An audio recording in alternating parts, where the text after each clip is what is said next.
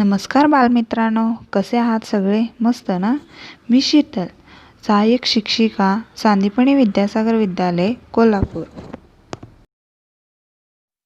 मी पुन्हा एकदा तुम्हा सगळ्यांचं माझ्या यूट्यूब चॅनलवर स्वागत करते, ज्याचं नाव आहे ऑनलाईन स्टडी विथ शीतल. या चॅनलद्वारे तुम्हाला इयत्ता 5वीच्या सर्व विषयांचे, सर्व घटकांचे व्यवस्थित स्पष्टीकरण मिळते.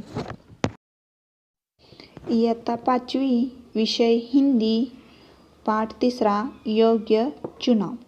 याचं मी मराठीमध्ये तुम्हाला भाषांतर करून दाखवणार आहे. चला तर मग पाहूया पाठ 3 योग्य चुनाव. देखो बच्चों, आज हम कक्षा 5वीं विषय हिंदी का पाठ 3 योग्य चुनाव सीखेंगे. इसमें मैं आपको हिंदी के साथ साथ मराठी में भी स्पष्टीकरण दूंगी. देखिए, सुनो और दोहराओ. योग्य चुनाव. देखिए, राजा मंगल सेन के मंत्री जगत राम बूढ़े हो चुके थे. मतलब की एक राजा था, म्हणजेच एक राजा होता मंगलसेन आणि त्याचा जो मंत्री होता जगतराम, तो काय झाला होता तर म्हातारा झाला होता. उन्होंने राजा से स्वयं को सेवा मुक्त करने की विनंती की. आणि त्यानं मंत्रीनं काय केलं की आता माझं वय झालं आणि मला आता तुमच्या सेवेतून मुक्त करा अशी विनंती केली. राजा मंगलसेन ने कहा, आप पहले अपने जैसे सेवाभावी, परोपकारी और ईमानदार मंत्री का चुनाव कर लीजिए, तभी आपको सेवा मुक्त किया जा सकता है. जगतराम ने आदेश दिया. बघा की राजा मंगलसेननं काय म्हटलं त्याला जगतरामला की तुम्ही पहिल्यांदा तुमच्यासारखाच सेवाभावी, परोपकार करणारा आणि इमानदार मंत्री मला शोधून द्या आणि मगच तुम्ही सेवामुक्त होऊ शकता. त्यावर जगतरामनं काय केलं बघा. जगतराम ने आदेश दिया, राज्य में ढिंडोरा पिटवा दो कि राज्य के नए मंत्री का चयन अगले गुरुवार को किया जाएगा. इस पद के इच्छुक 11 बजे राज दरबार में पहुंचे. बघा, जगतरामनं काय आदेश द्यायला सांगितलं. ढिंडोरा पिटवा दो म्हणजेच काय तर दौंडी द्या, राज्यामध्ये दौंडी द्या की नवीन मंत्रीचं निवड प्रक्रिया होणार आहे. चयन म्हणजे निवडणूक किंवा निवड प्रक्रिया तर गुरुवारी होणार आहे आणि ज्यांना ज्यांना मंत्री व्हायचं आहे त्यांनी काय करायचं आहे की गुरुवारी 11 बजे म्हणजे 11 वाजता राजदरबारमध्ये यायचं आहे. हरकारे गाव गाव ढिंडोरा पिटणे लगे. हरकारे म्हणजे ते दवंडी देणारे जे सेवक आहेत ते काय केले की त्यांनी प्रत्येक गावामध्ये जाऊन ही दवंडी दिली. चयन वाले दिन राज दरबार की ओर जाने वाले मार्ग पर सुबह से ही नवयुवकों की भीड़ लग गई थी. बघा, ज्या दिवशी ही निवड प्रक्रिया होती त्या दिवशी त्या रस्त्यावर म्हणजे राज दरबाराच्या रस्त्यावर काय झालं होतं की नवयुवकों की नवीन तरुण मुलांची काय झाली होती की भीड़ लागली होती, गर्दी झाली होती. सैकड़ों की संख्या में युवक दरबार की ओर जा रहे थे. अनेक शंभरांच्या वर सगळे युवक काय करत होते की मंत्री बनण्यासाठी इच्छुक होते आणि ते दरबाराकडे जात होते. इसी रास्ते पर एक तरफ एक वृद्ध हताश सा बैठा था. आणि त्या रस्त्यावरच काय झालं होतं की एक म्हातारा दुःखी होऊन बसला होता. हताश म्हणजे दुःखी होऊन बसला होता. उसकी बैलगाड़ी का एक पहिया रास्ते के किनारे कीचड़ में फंस गया.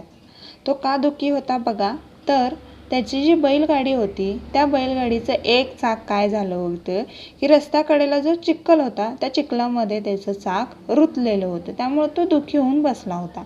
वृद्ध ने कई बार पहिया कीचड़ से निकालने की कोशिश की पर असफल रहा. तो आता वृद्ध म्हातारा होता त्यामुळे त्याच्याकडे एवढी ताकद नसणार आहे. त्यानं भरपूर प्रयत्न केले ते चाक काढण्याचा, परंतु त्याला ते काढता आलं नाही. मंत्री पद के अनेक उम्मीदवारों ने राज दरबार जाते समय यह दृश्य देखा पर किसी ने भी वृद्ध की सहायता नहीं की. मग राज दरबाराकडे जाणाऱ्या सगळ्या लोकांनी जे जे उमेदवार होते त्यांनी हेच दृश्य बघितलं की तो वृद्ध म्हातारा तिथं हताश बसलाय, तो दुःखी होऊन बसलाय, तो ते चाक काढण्याचा प्रयत्न करतोय. पण त्या सगळ्यांमधला एकानंही त्या वृद्ध म्हाताऱ्याला काय केले, सहायता नहीं की, म्हणजेच काय, मदत कोणीच केली नाही. पुढे बघा काय सांगितलं. उमेदवार युवकों में एक था कर्मवीर. आता ह्या उमेदवारामधलाच एक युवक होता की कर्मवीर नावाचा. कर्मवीर निर्धन परिवार का प्रतिभाशाली नवयुवक था. कर्मवीरचं वर्णन इथं केलंय बघा. तो कसा होता की निर्धन परिवार म्हणजे गरीब परिवारातला होता, परंतु तो प्रतिभाशाली नवयुवक होता. वह तेजी से राज दरबार की ओर जा रहा था. आणि त्याला उशीर झाला होता, त्यामुळे तो घाई गडबडीनं राज दरबाराकडे चालला होता. उसी समय बैलगाड़ी वाला वृद्ध एक बार फिर पहिया कीचड़ से बाहर खींचने का प्रयास कर रहा था. आणि त्याच वेळी तो वृद्ध म्हातारा काय करत होता की ती बैलगाडी त्या चिखलातनं काढायचा परत एकदा प्रयत्न करत होता. यह दृश्य देखकर दरबार पहुंचने की चिंता न करते हुए कर्मवीर सीधे कीचड़ में उतरा. मग ह्या गोष्टीचा विचार, त्याला उशीर होतो या गोष्टीचा विचार न करता त्यानं काय केलं की सरळ त्या चिखलामध्ये त्यानं उडी घेतली. जोर लगाकर उसने बैलगाडी का पहिया कीचड़ से बाहर निकाला. त्यानं काय केलं की त्या चिखलामध्ये उतरून जोर लावला आणि ते चाक जे आहे बैलगाडीचं ते बाहेर काढलं. वृद्ध ने उसे ढेरों आशीर्वाद दिए, फिर इनाम में कुछ रुपये देने चाहे, पर कर्मवीर ने विनम्रता से मना कर दिया. मग त्या वृद्ध म्हाताराला आनंद झाला आणि त्यानं आशीर्वाद दिला आणि आशीर्वादाबरोबरच त्यानं काहीतरी त्याला बक्षीस द्यावं म्हणून बक्षीस देण्यासाठी त्यानं त्याला इनाम देऊ केला. परंतु कर्मवीरनं काय केलं की विनम्रता से मना कर दिया. त्यानं हात जोडून ते इनाम जो होता, जे बक्षीस होतं ते नाकारलं. देर हो जाने की आशंका से भागते दौडते कर्मवीर दरबार पहुंचा. आता ते चिखलातलं ते चाक काढेपर्यंत त्याला उशीर झाला, त्यामुळे तो काय केला की पळतच त्या दरबारामध्ये गेला. व हाफ रहा था म्हणजे त्याला धाप लागली होती, जोरात पळत आला त्यामुळे त्याला काय झालं होतं, धाप लागली होती. उसके कपडे कीचड़ से सने थे मतलब की सगळे कपडे त्याचे चिखलानं माखलेले होते. सारे उमेदवार उसे देखकर हसने लगे. मग अशा अवतारात बघून सगळे उमेदवार बाकीचे जे आहेत ते काय करायला लागले, हसायला लागले. तभी बैलगाड़ी वाला वृद्ध भी वहाँ पहुँचा. वह वृद्ध कोई और नहीं बल्कि स्वयं मंत्री जगतराम थे.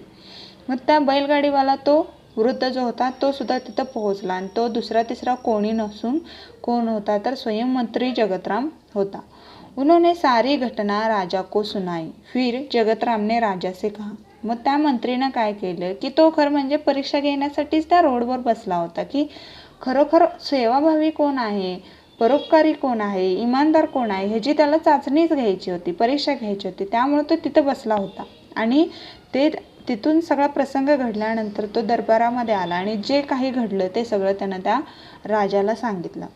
जगतरामने राजा से कहा, महाराज, कर्मवीर में वे सारे गुण हैं जो राज्य के मंत्री के लिए आवश्यक है. मग त्याने सांगितलं की कर्मवीरमध्ये सगळे असे गुण आहेत जे एका मंत्रीमध्ये असायला हवे. जसे राजाने सांगितले होते की सेवाभावी, परोपकार आणि इमानदार मंत्री हे सगळे गुण त्या कर्मवीरमध्ये आहेत.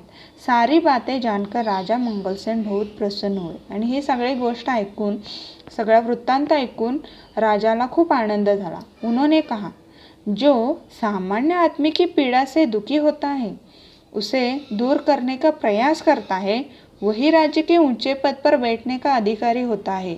जगतराम जी ने योग्य व्यक्ति का चुनाव किया है. आज से कर्मवीर राज्य के नए मंत्री होंगे.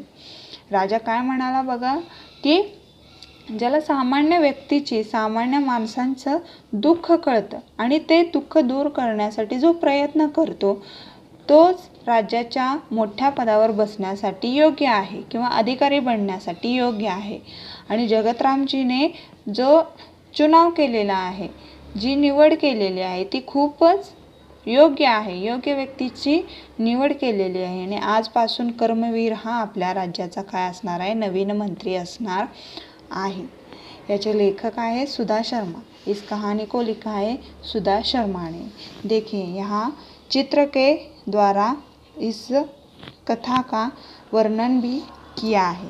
देखिए, आपको अब अगर ये कथा, ये स्टोरी अच्छी लगी, मेरा स्पष्टीकरण अच्छा लगा हो तो अवश्य एक लाइक दीजिए. और ऐसे ही कक्षा 5वीं के और भी वीडियो देखने के लिए आप मेरे चॅनल को सबस्क्राईब करें।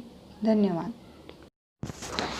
माझा व्हिडिओ जर तुम्हाला आवडला असेल, तुम्हाला माझे स्पष्टीकरण आवडले असेल तर नक्कीच एक लाईक करा आणि असेच अनेक 5वीचे व्हिडिओ बघण्यासाठी माझ्या चॅनलला सबस्क्राईब करा। थँक्यू।